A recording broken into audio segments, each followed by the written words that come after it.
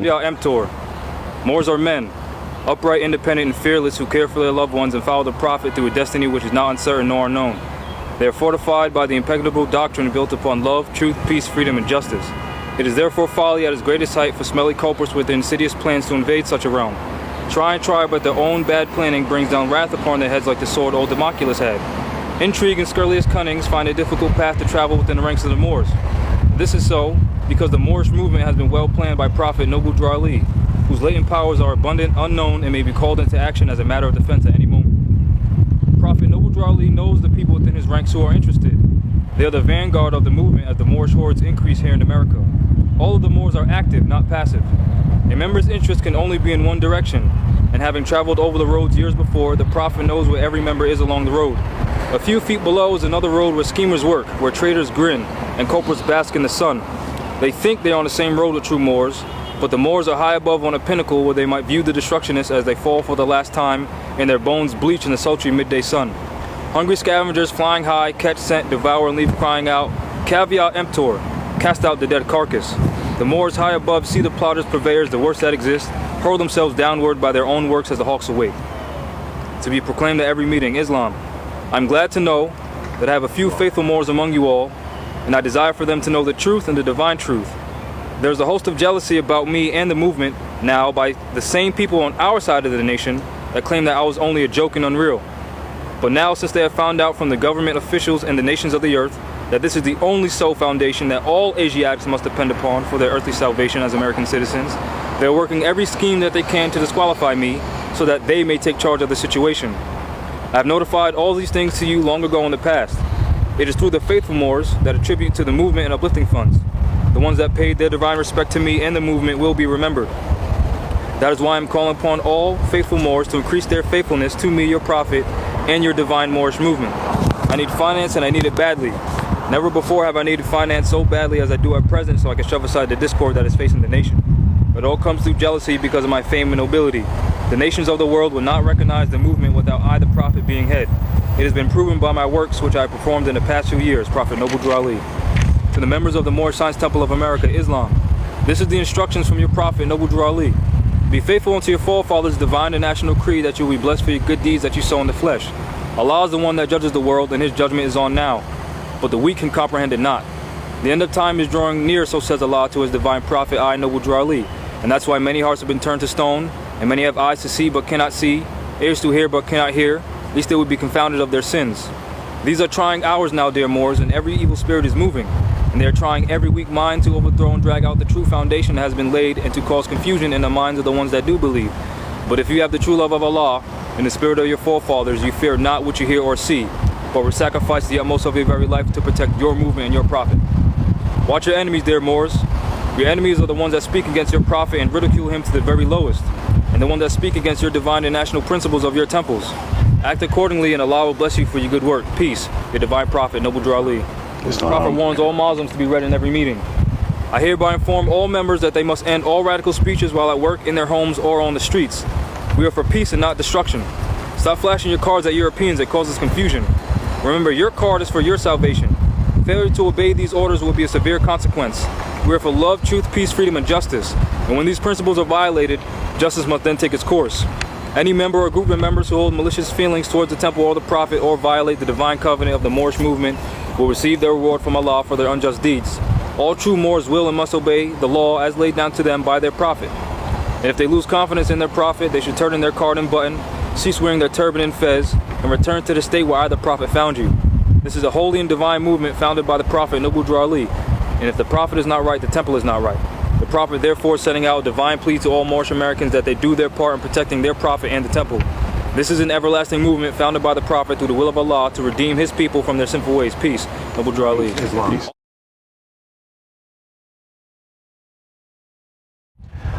I'm Shalem Bey, Consular General for the Moorish American Consulate and a member of the Grand Judicial Body for the Moorish Americans. Ergo sum spiritum alive. I am flanked by amazing and beautiful Moors near the Providence, Rhode Island area, and they too are spiritum alive, very much so. Today, I want to give you just a little bit of a state of the state of our people and the conditions we find ourselves in and what we can look forward to. We are Moors, the Aboriginal indigenous people of the Americas, particularly here in North America, the copper-colored people. We are allodial, and we are governed by divine, natural, ecclesiastical, international, and constitutional laws. The principles by which we live, move, and have our being are love, truth, freedom, peace, and justice. We're not subjects of the United States Corporation. We're not 14th Amendment citizens. We are the descendants of the sovereigns who gave Albions permission to come here and do business, and we expected them to come here and do business honorably. They have not. We bear and exercise our divine responsibility and our right to self-govern. We are the beneficiaries, executors, claimants, creditors, and administrators of our estate, because we are spiritum alive. Our chief challenges come from the United States Corporation and their agents, or whatever their pre-actual or post-bankrupt name they're going by right now. There is no active Congress, and has not been an active Congress since Congress adjourned sine die in 1861. That's a problem.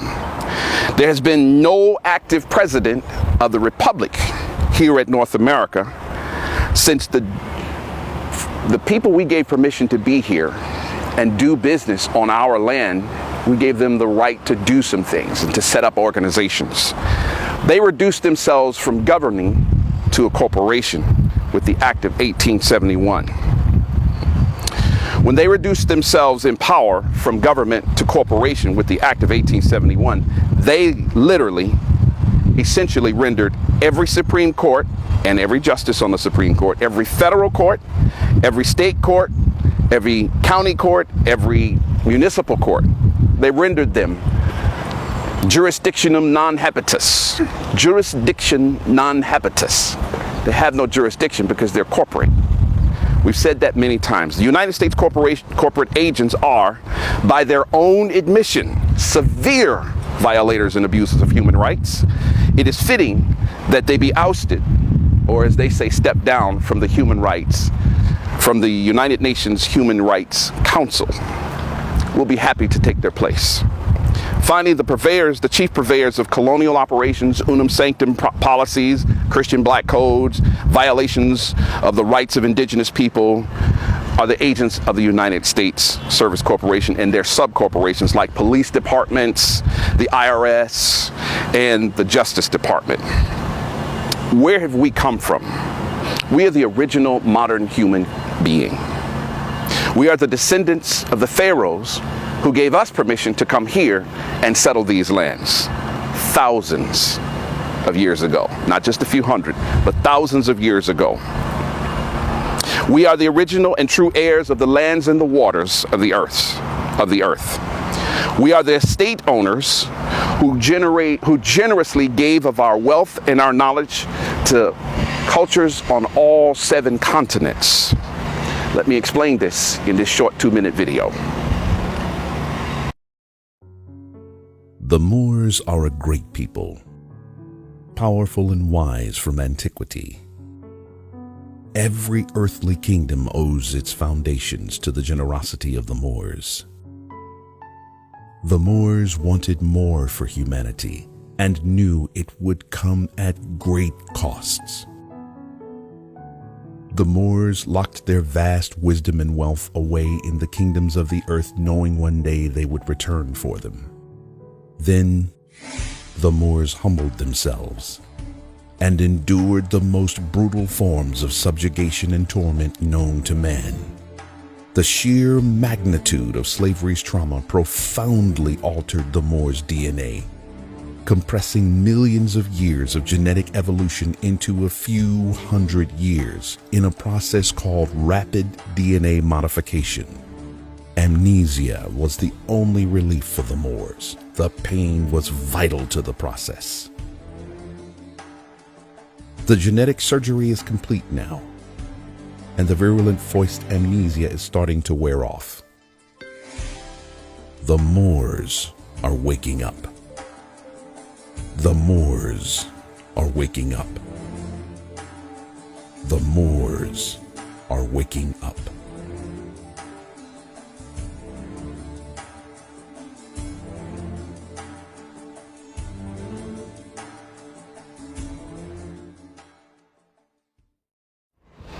So where are we now? Moors awaken. I vigilarde, faciatesse. I vigilarde, faciatesse. Moors, I vigilarde, faciatesse. Wake up, Moors.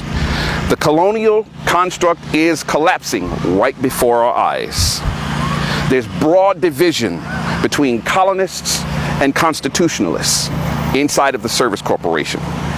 Progressive countries like Russia, along with their partners, have established banking systems that completely cut out the Federal Reserve's virulent control.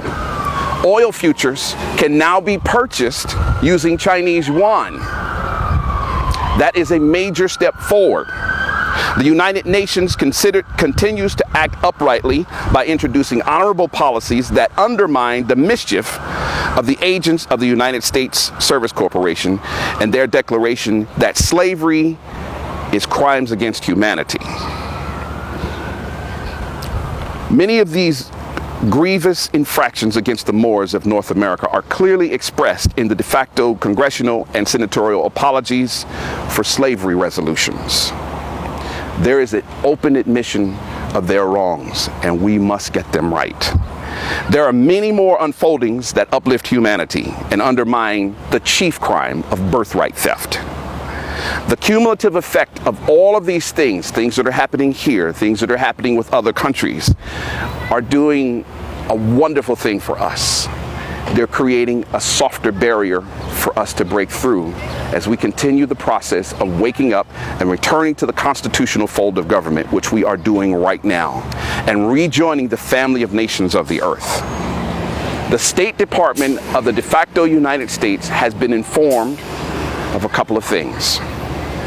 They now are aware of the fact that the Moorish American Consulate does exist and is active at North America, our homeland, and that they are the guests or the foreigners on our land, and we operate through our sovereign government.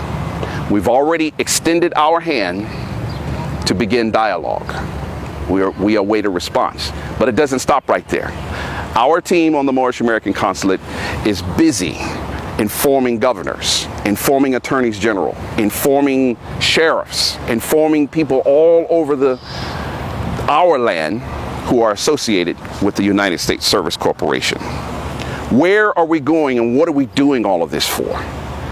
This is our land, the copper-colored people, here in the North Gate. We are the actual beings who Hiram Abiff represents through metaphor. We are waking up from our shallow grave. The discord and the confusion we see in our communities, mislabeled black-colored African-American Negro, that you see on the evening news every night, don't be disheartened by that. There's a lot of harsh things happening, but our people are simply disoriented. How do we awaken them from this disorientation? By doing this. By doing this. This is called standing up. This is called standing up. Make yourself known, Moors. Talk to other Moors who are asleep. They're not crazy. They're not lazy. They're just disoriented. Because remember how Hiram Abiff ended up in his shallow grave. He was bludgeoned in the head and knocked out. He was not killed. He just looked like he was dead. He looked like it was over for him. Just like our communities. They look like it's done. But it's just a bludgeon to the head. And Hiram Abiff has begun to awaken. And this is part of that evidence. And Hiram Abiff is out of the grave now and a little disoriented at large. How do we again overcome this disorientation? By doing exercises like this. If you are a part of a temple, practice all of the articles, including Act 1, which is to enforce and make laws, which is what we're spending the lion's share of our time doing. I could spend the rest of my life on Act 1. And at the way things look, I probably will. If I live to be 90, 100 years old, I am going to be talking about enforcing and making laws. Why are we doing all of this?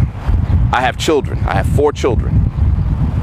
My daughters are grown. My sons are teenagers. I have 4 grandchildren. 2 grandchildren, 2 granddaughters, 2 grandsons, my children, 2 sons, 2 daughters. It's for them. It's for them. Now, as far as you're concerned, imagine a world without colonialism. Imagine a world where there is no Rothschild banking cartel. That system is collapsing too. I didn't think I would see this much collapse in my lifetime, but it is coming unglued. Imagine a world where Moors can enjoy our land unencumbered.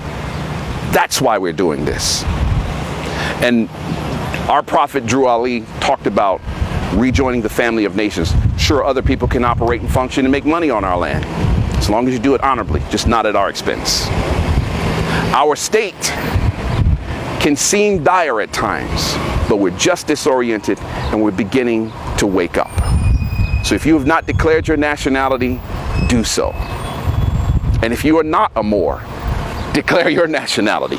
Connect with your ancient fathers and mothers as we all work together to uplift all of humanity. Peace.